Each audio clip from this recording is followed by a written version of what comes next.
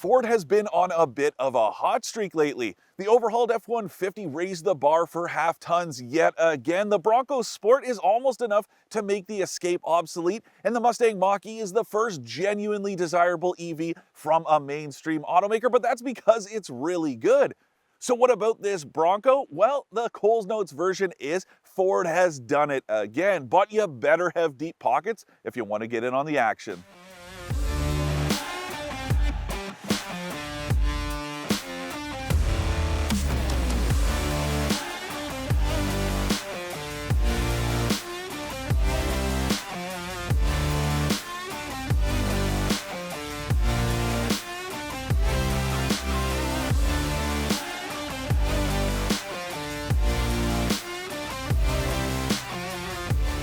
For more expert car reviews, don't forget to share our channel and subscribe so you can catch some of this and maybe even a little of that. If you've been as hyped as I have about this new Bronco, you are in luck because it's as good as we both hoped it was. Nothing's been this universally cool since rollerblading was all the rage back in the 90s. Incidentally, the same time the Bronco was last on the market. Now, I'm not telling you to rush out there and buy a new pair of inlines to get ahead of the curve, but I'm also not willing to chalk up their overlapping timelines to a total coincidence either. Anyways, let's talk about that 90s Bronco for a minute, or really any of the three generations that came before it. As most of you probably remember, the last Bronco that was built from about 1978 through the mid-90s, well, it was based on the F-150, which is a half-ton truck. Whereas this new one, it's based on the same platform as the mid-size Ranger, which means it's at least slightly smaller than any of the ones that came before it from about 1978 and on. Should that matter to you? Well, not really, though it does make it just a little bit more nimble, which means it's going to be easier to drive in narrow places around town and out on the trail. But it also takes at least a little bit of the sting out of the argument that today's mid-sized trucks are the same as old half-tons, because that's just not true. If you take a look at this Bronco compared to any of the other ones built from 1978 and on, well, they're about 6 inches longer than this and 3 inches wider. And besides, if you take a look at this thing, it's clearly a lot more inspired by the original Bronco from the 60s and not those 70s, 80s, and 90s versions. And I personally think it looks great. There are all kinds of sort of retro-inspired rides out there, but not many of them are as well executed as this. I love the way it looks. Now, a big difference between this one and any of the Broncos that came before it, you can get this as a four-door. That's never been the case in the past. But A, it doesn't change the width thing that I talked about a little while ago, and it does make it a little more family friendly. Now, obviously, as you can see, I'm in the two-door. This would be the one that I would personally pick, and it's also surprisingly roomy in here, but that's besides the point. And if you do talk about this interior, well, it's nice and modern, but it doesn't go overboard. It still feels very useful and pretty rugged too. This one I'm driving, it's the Wild Track, and that is the top trim in the lineup, but this one's got a whole bunch of upgrades. This 12-inch touchscreen, a 10-speaker stereo, a heated steering wheel and seats. There's even this leather upholstery that is an upgrade, but it looks great in this two-tone colorway. This thing's also got adaptive cruise control, blind spot monitoring, and lane keep assist, and that last one is not something you can get with the Jeep Wrangler. Now, that does bring us to pricing, and all of that extra stuff does make this already expensive two-door even pricier. If you're talking about this Wild Track, it starts right around $58,500 before tax, but then this one has been topped up to almost $70,000 because it's got 11 grand in upgrades. That is so much money. No, it's not totally out of the ballpark. If you take a look at the Wrangler Rubicon, you could easily spend the same on one of those. And it's about the same as a Mustang GT convertible with all kinds of extras. Not that I expect people to cross shop them, obviously, but the point is there is a price to pay if you want to have fun. And it doesn't matter whether you're talking about off-road rigs like this or sports cars. So what are you getting for the base price of the Wildtrak? Well, quite a bit. First of all, it ditches the turbocharged 4-cylinder. That's the standard engine in every other trim and gets a twin turbocharged V6 instead.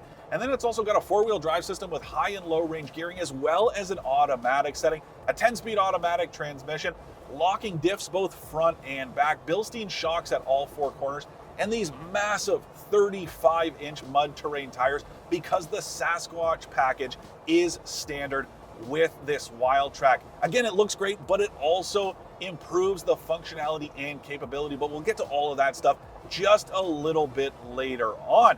Now, because this thing has an independent front suspension instead of a solid front axle like the Jeep Wrangler, it's probably not going to surprise many of you to know that this is just a little bit nicer out here on the road, though not in all the ways that you might expect. Drivability, absolutely. Objectively speaking, the Wrangler is terrible to drive because of that big solid axle up front.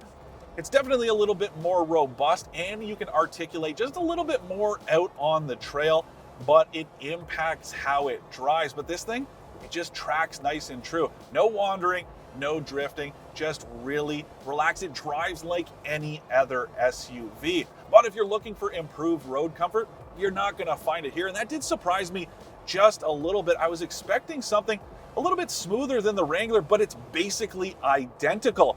Any of these potholes or pressure cracks that we're driving over right now really pulse through the cabin in the same way as the 2-door Jeep Wrangler Rubicon that I drove not too long ago. And you can go watch that review once you're done here. I also just recently reviewed the Jeep Wrangler Rubicon 4xe, which is the plug-in hybrid version.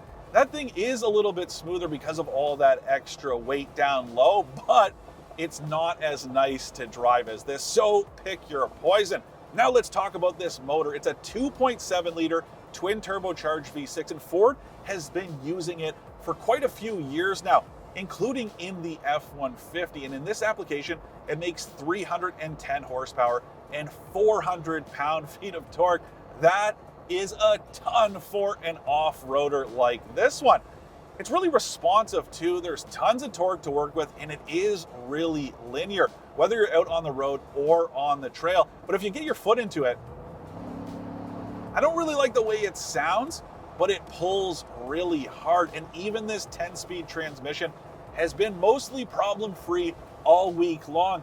And that's not usually been my experience with this gearbox. It's usually really clunky, but this is just nice and smooth, and it's not hunting for gears. It knows exactly what it needs to do. Overall, it's just really nice to drive out on the road, which is exactly what it should be. Sure, that's all well and good, but what's it like out here? Because road manners definitely matter, but it's on the trail where the Bronco really needs to prove itself, especially this Wildtrak version, considering the price of it. And that's why I'm back with my friends from the Central Ontario Off-Road Jeep Club, so we can see how it stacks up against the reigning champ. Where's that champs?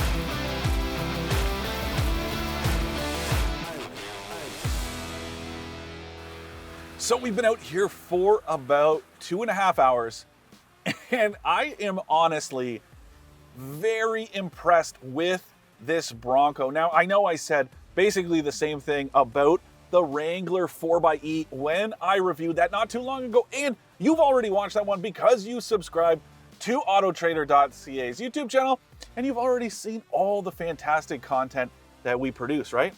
Shameless plug aside, this thing really is the business. Now, again, independent front suspension, it's just not a problem here. And I know that a lot of you, especially you Jeepers, might be thinking, well, I don't know, Dan, how is that thing with its articulation? Trust me, there are no troubles at all. You've already seen some of the crazy stuff we've done, and you're gonna see more. I definitely do have it in four-wheel low. I've got my front and rear diffs locked.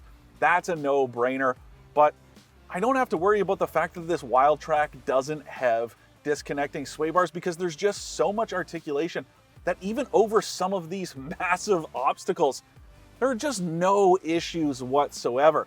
Now, I do want to talk about those diffs. I mentioned them earlier. You have these little switches here, as well as this one beside it, and that's what's called trail turn.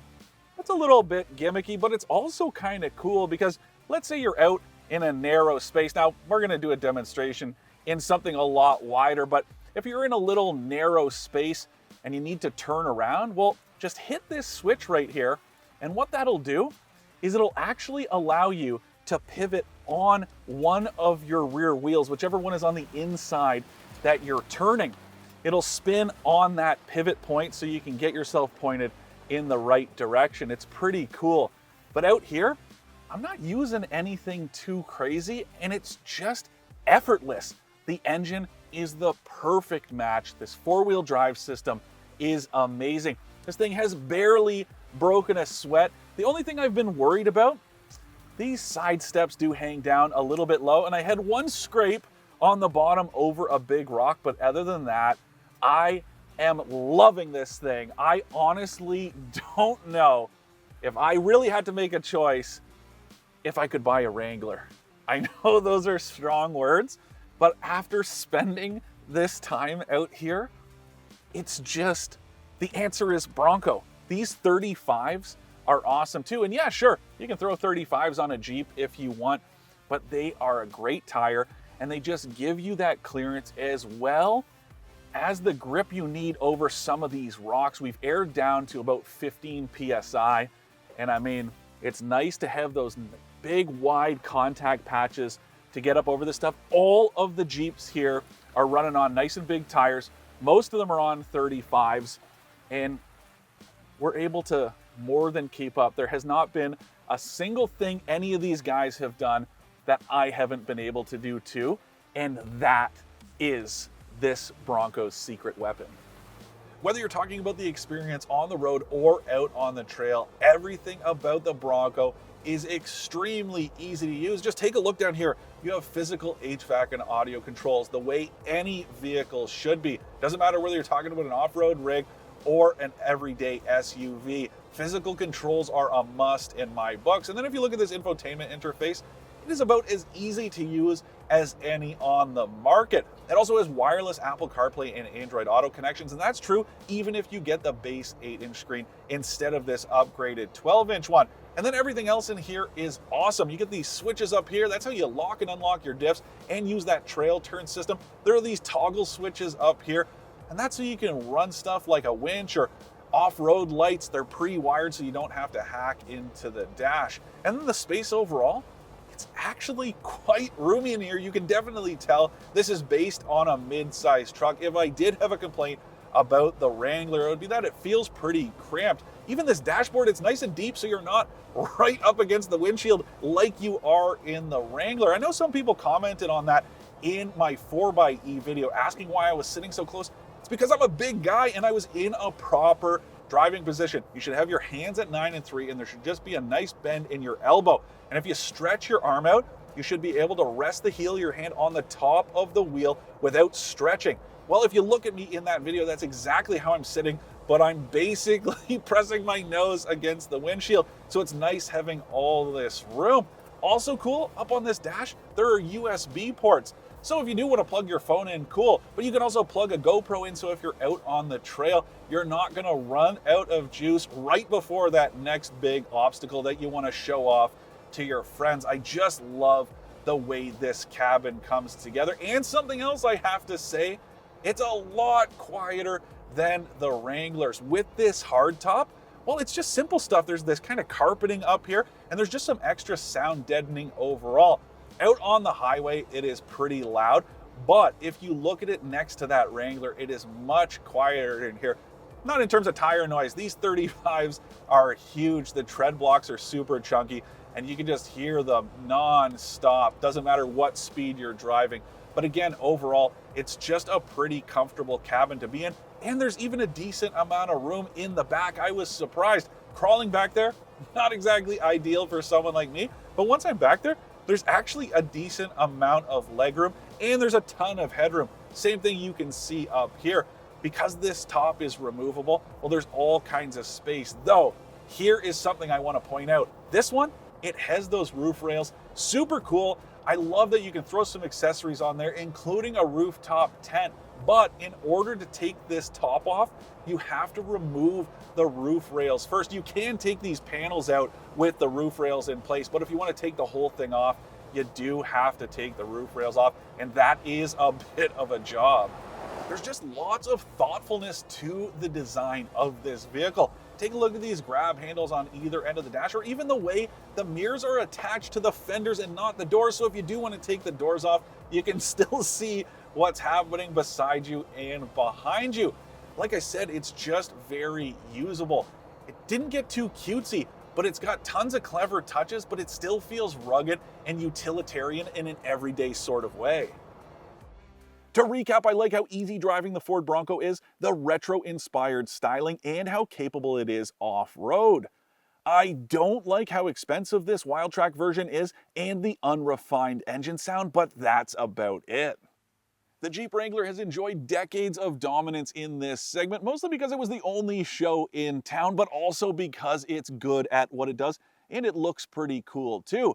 Ford knew it had to bring its best stuff if it was going to take Jeep on at its own game, and it's safe to say it did exactly that. I was impressed with the way this thing performs on the road, but even better is the way it behaves off it.